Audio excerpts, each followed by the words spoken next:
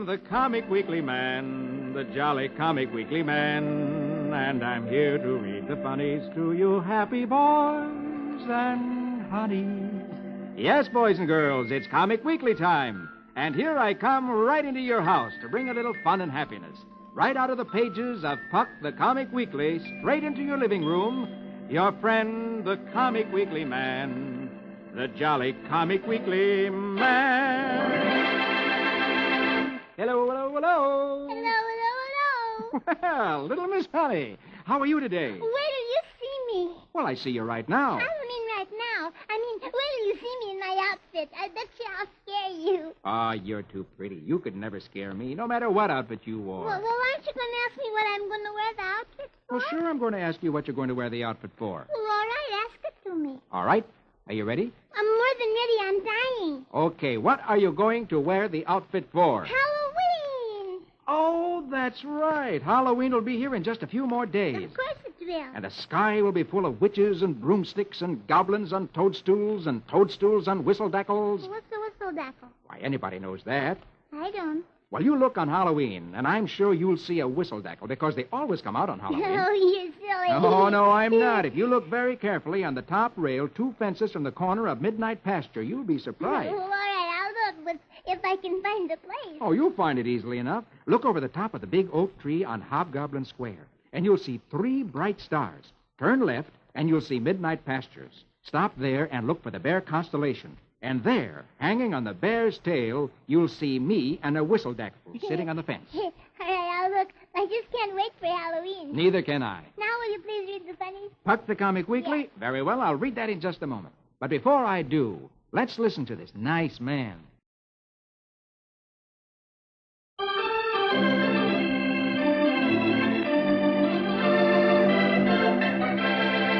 Now, here we go with Puck the Comic Weekly. And on the first page, under Bringing Up Father, Beetle Bailey. Magic words for the music, please. Very well, my lady. Toot me a toot and tweet me a tweedle. Squeeze out music for Bailey the Beetle.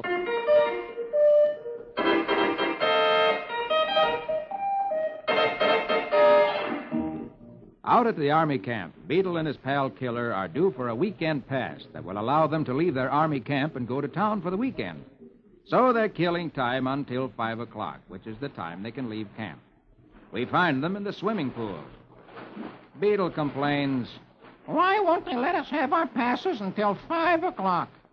Killer answers, They want to make us suffer. We just have to find some way to kill time here at camp."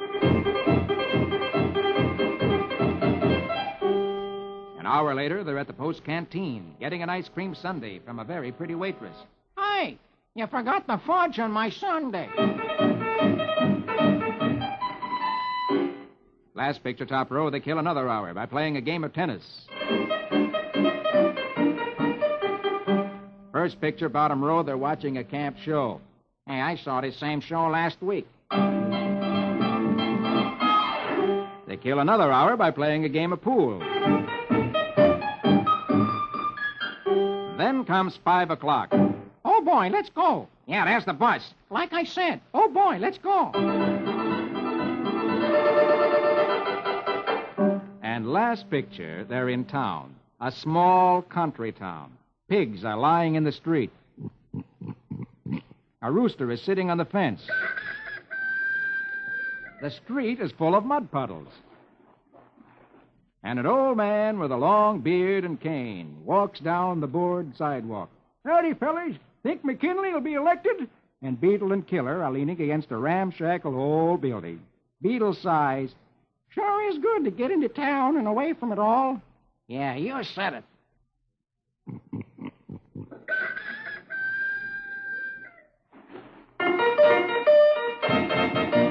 Those fellows are crazy. Yeah. Anxious to go into a town like that. Yes, especially when they can have as nice a time as they did out at the Army camp while they were waiting to get into town. That Beetle, I just can't understand it. No, neither can I.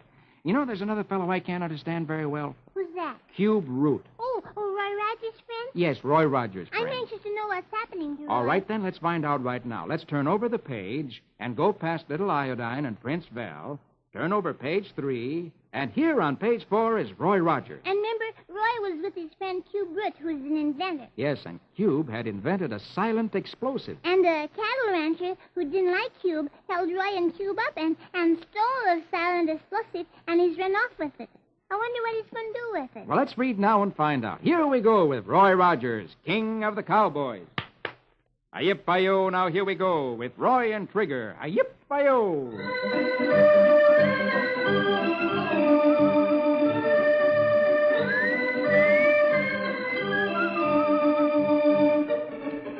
Roy is puzzled about why Wasp Bascom stole the silent explosive. He and Cube are talking it over when a horseman gallops up. Hi, Roy! Last picture top row, Roy runs out to see what the excitement is. Yeah, what's up, Jim? Well, during the night, that old stone line shack near Muddy Creek disappeared into thin air.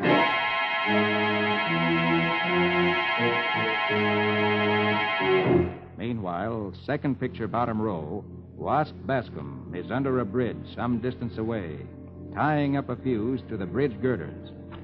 He strikes a match. Cube Root's noiseless explosive might be as phony as that steer tonic. I'll test out a mite on this bridge and see if it's really silent. Hey, what's that? The horse is coming. He scrambles up the bank of the river, carrying the keg of noiseless explosive. Hey, that's Rogers with the inventor. The bridge is ready to blow. I'm getting out of here.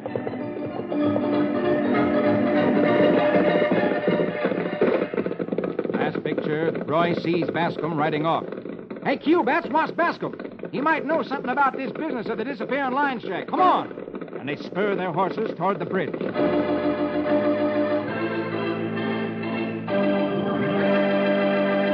Oh, that's terrible. Look what's happening. They're riding straight toward that bridge, and it's all set to explode. Yes. Well, wouldn't that be awful? If the explosive does work, they'll be blown to pieces. Yes, they will. Do you think they will be? Well, we'll find that out next week. But now, look across the page. There's the sword and the rose. Oh, yes. I like this story because it's in the early days of England. Yes, and you remember that Charles Brandon was in love with Princess Mary, who was the sister of King Henry. And the Duke of Buckingham had kidnapped the Princess Mary, and he's trying to make her marry him. And Charles Brandon rescued the princess from the Duke of Buckingham, then fought a duel with the Duke and defeated him. But the King of France wants the Princess Mary to marry him, and I don't want that to happen. I wanted to marry Charles Brandon. Do you think that'll ever happen? Well, let's read now and find out. It's Merry, Merry England, when knighthood was in flower. Music to bewitch our story hour.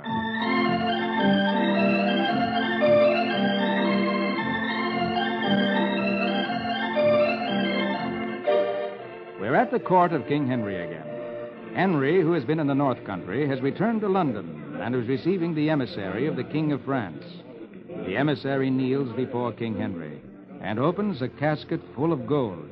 A gift from His Majesty, King Francis, who begs you to make him the husband of your sister Mary. And then the Princess Mary enters the room. And having overheard the Frenchman's words, she speaks up. But I already have a husband. Where's the princess? Last picture, top row, Brandon enters the room behind the princess. Hey, look. It's Brandon. Why, it's Charles Brandon. He's alive. King Henry exclaims in astonishment. Brandon!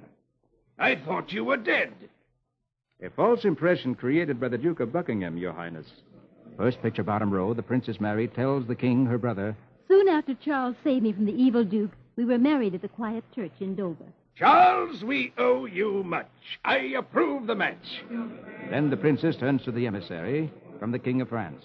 Pray, take the gold away and tell your wicked master the King of England would not sell his sister into slavery. Nay, rather than be thought churlish, we will accept the gold. Convey to the King of France our heartfelt thanks. And then the king turns to Brandon.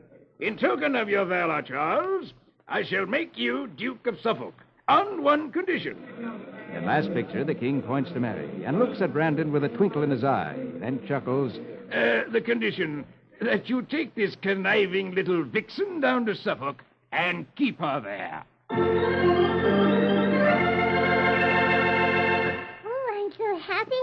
At last they're married. Yes, at last they're man and wife. And King Henry's going to be nice about it and let them stay that way. Yes, he will. Will they live happily ever after? Oh, I'm sure they will. Is that the end of the story? Yes, that's the end of the story. But next week, you look in the Comic Weekly, and you'll see that Walt Disney is starting another exciting story called Ben and Me.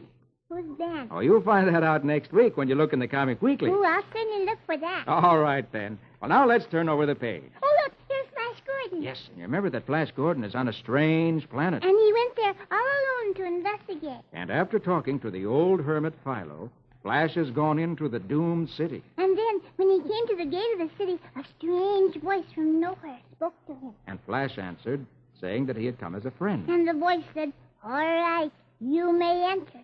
And when Flash entered, the walls came up all around him and he was trapped in a small room. What will happen? Well, let's read now and find out. Here we go with Flash Gordon. Rigga-rigga-doon-doon, Saskamataj. Let's have music for Heroic Flash.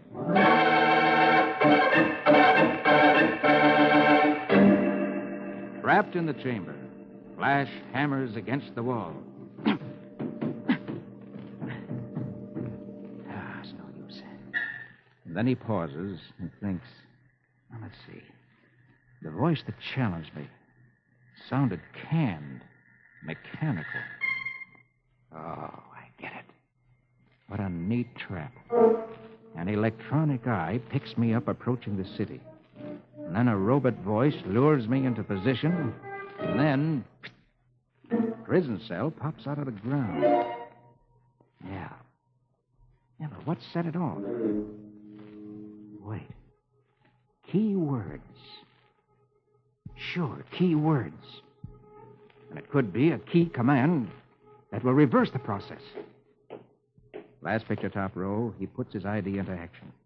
Anyway, I'll try. Release the prisoner. Open up. Free the visitor. Let him pass. Let him pass. For hours. You may enter the dozens city. of word combinations with no success. Finally, first picture, bottom row, all worn out. Sighs. Oh, I'm exhausted. I can barely keep awake. Awake. Awake. Awake. The word echoes through the cell. And then...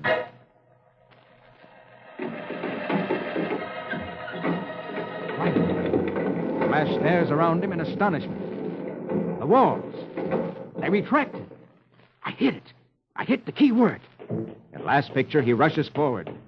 Maybe now I'll find out what Philo meant about this being a city of doom. But... Hey, what's this up ahead? Ooh,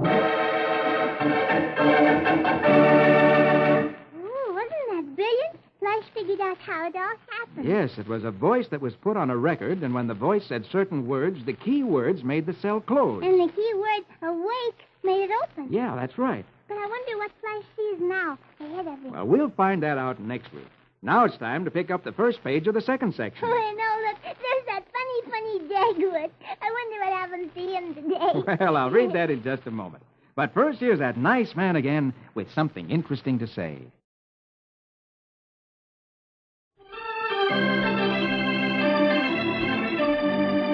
Now, here we go again with Puck the Comic Weekly. And on the first page of the second section, Dagwood and Blondie. Magic words for the music, please. Very well, my lady, please. Ramafoo, Ramafum, Zim Zam Zombie. Conjure me music for Dagwood and Blondie. Blondie and the children are going downtown for a while. We'll be back in about an hour. Good, then I can have my bath in peace and quiet. 10 minutes later, the postman is ringing the Bumstead doorbell. When out of the upstairs window floats Dagwood's voice. I can't come down now. I'm in the bathtub. And by the time you can say, there are 3 cents due in this letter, last picture, top row, the postman is Dagwood's bathroom. There are 3 cents due on this letter. You think I'm sitting in this tub with my pants on? Well, confidentially, Mr. Bumstead, I wouldn't say yes, and then again, I wouldn't say no.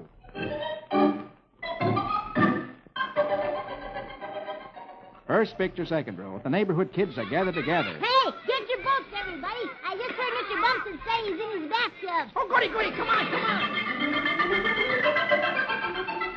And 5 minutes later. Hey, Mr. Bumpton, can we play with you in the bathtub? No, get out of here! Oh, our boat water smells so much better in your bathwater because you never use soap. No, you can't sail your boats in my bathtub. But Mr. Bumpton, this is a democracy. I don't care if this is a democracy. You can't sail your boats in my bathwater. All right, for you. Hey, stop that. Stop that, will you? Hey, stop it, will you?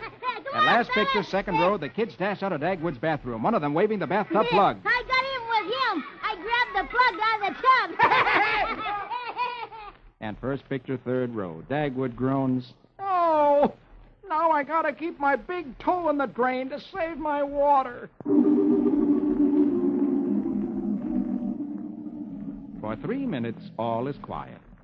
Then, outside on the street, who should appear but Mr. Dithers, Dagwood's boss.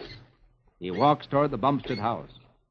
"While I'm in his neighborhood, I'll stop in and tell Dagwood I've decided to give him his $10 a week raise."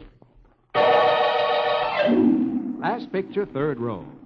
Dagwood, a nervous wreck, sits in his bathtub holding a wet towel.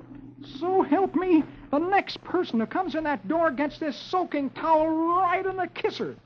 And then, footsteps are heard coming up the stairs. And a second later, first picture, bottom row, Mr. Dithers appears in the bathroom door. And he gets the wet towel smacked in his face. Dithers jerks the towel off his face and explodes. Instead of getting a raise, you're fired. Then I resign. 5 minutes later, Blondie comes in the house, and she hears. She goes upstairs, opens the bathroom door. Having a nice bath, dear?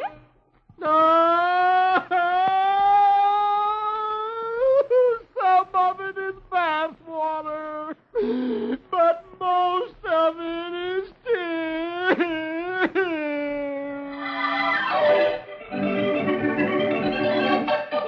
Poor Dagwood. He had an awful time, didn't he? He had a terrible time. But he threw the bath towel at the wrong person, and now he won't get his raise, will he? Not the way it looks. I just love it when Mr. Dithers and Dagwood get together. They're so ferocious. Yeah.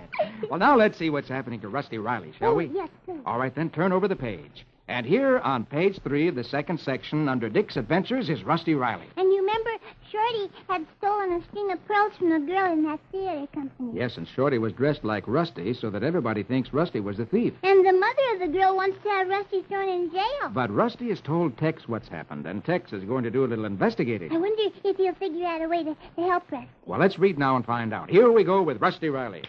Gallop and run till the road is dusty. Give us music for his horse and Rusty.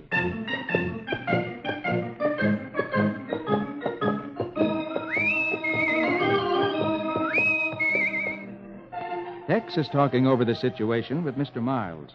Hey, boss, this is a serious business about Rusty. That snooty Mrs. J. Funston Castle is putting pressure on the police to throw the boy in the pokey. Mr. Miles answers, Oh, she never could believe a boy from an orphanage could be any good. But this charge is ridiculous. Yeah, sure, it's ridiculous to you and me, boss. But the police have built up a case that may be strong enough to hold him for a juvenile court.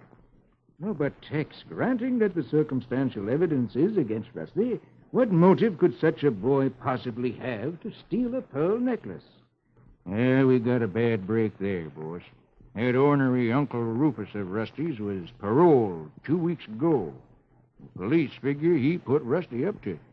Last picture, top row, Mr. Miles says, Well, believe me, I'm not going to sit back and let that boy be punished for something I know he couldn't do. I'll get him the best lawyer in Kentucky. That's a first-rate idea, boss. But I got a few ideas myself. You get his hearing postponed a week, and then give me a few days off, and I think we can get at the truth of this.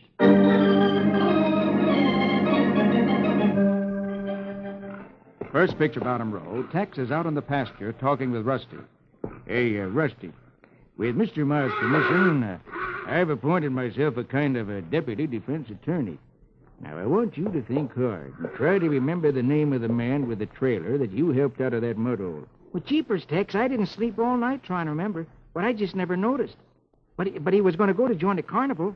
Hey, wait a minute, carnival. Where's your old friend Stovepipe? You have his address? Well, he gave me the address of his agent. He said I could always reach him that way. I'll get it.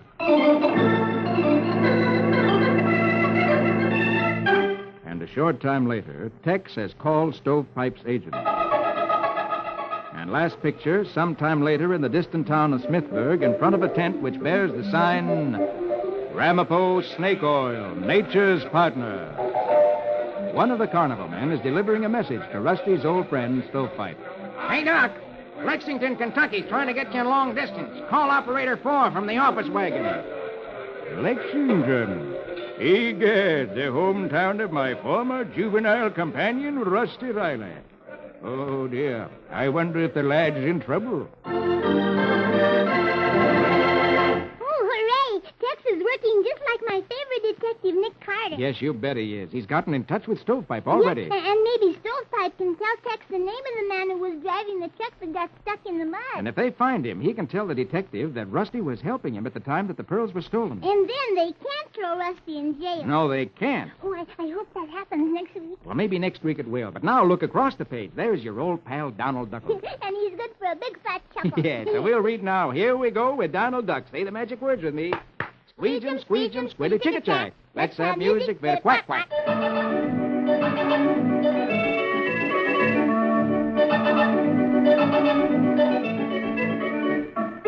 Donald is reading a book when one of his nephews yells, Ah, it's been swiped. Donald goes into the next room. What's missing, boys? The silver? No, our baseball, that's what. Now, don't get panicky. Let's hunt for it. They look in the icebox. Not here. They look in the kitchen under the sink. Not here. The last picture, top row, they look in the bookcase. Not in this drawer.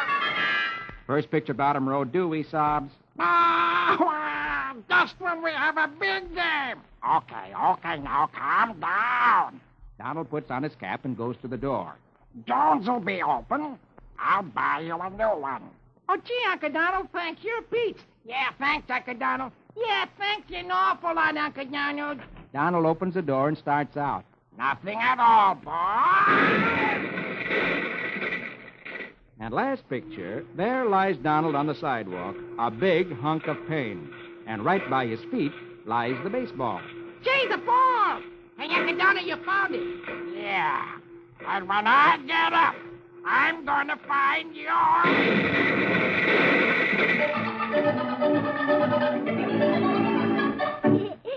Wasn't that funny? Oh. Poor Donald. He started out the door to go to the store to buy some a baseball. And the baseball was lying right on the doorstep, and Donald stepped on it. My, he falls hard. You said it, sister. Oh, that Donald's so funny. I just love him. Well, now let's turn over the page. And look. Oh, Burr Rabbit. And Uncle Remus. You know I love them, too. So we'll read them right now. Here we go with Uncle Remus and his tales of Burr Rabbit. Say the magic words with me. Hippity hoppity, make it a habit to give us music for old Burr Rabbit.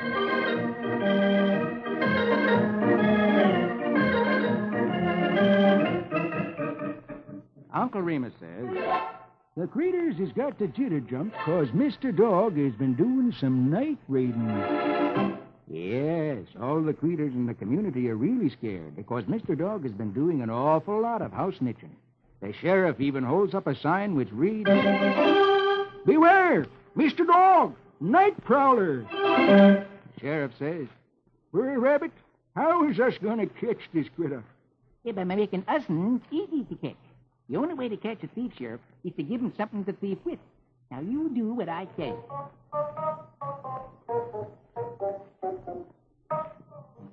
Later in the clock, after dark to be exact, behind a tree in Burr Rabbit's yard, a dark figure is skulking. To be precise, it is Mr. Dog, the night prowler, aiming to do a little night raiding in Burr Rabbit's house. He sees Burr Rabbit in the window and hears Burr Rabbit say, I I ain't scared. Mr. Dog ain't out to bother me. Mr. Dog chuckles. That's what makes him a rabbit. Last picture top roll. Mr. Dog tiptoes toward the house. This is as easy as pouring cane syrup on corn pone. First picture bottom row. Gun in hand. He enters the house. Rabbits was made limp in the head, so it'd be easy for dogs to be smarter. He steps in the living room. Your money or your... Hey! He stares in amazement, for instead of Brer Rabbit sitting at the window, he sees a shade with the image of Brer Rabbit painted on it, and a candle lighted behind it. And then the sheriff and Brer Rabbit, guns in hand, step in the door behind him. Consider yourself astonished, Mr. Dog. Yeah, one move and you is blunderbusted. And last picture, the sheriff and Brer Rabbit are marching Mr. Dog to jail. And as Mr. Dog walks along, he shakes his head sadly. And to think, a rabbit done this to me. Yeah, wait till you see what the law's gonna do. And Uncle Remus says, A thief in a jug is worth two in the ambush. Wasn't that clever? Brer Rabbit really fixed Mr. Dog. yes, Mr. Dog didn't find that robbing Brer Rabbit was as easy as pouring cane syrup on corn pone. No, and it looked like Brer Dog is the one that's limp in the head. And Brer Rabbit is the one that is smarter in the head. Oh, I just love that Brer Rabbit. So do I. Well, now, that's all the time I have. But before I go, here's that nice fellow with some more interesting information.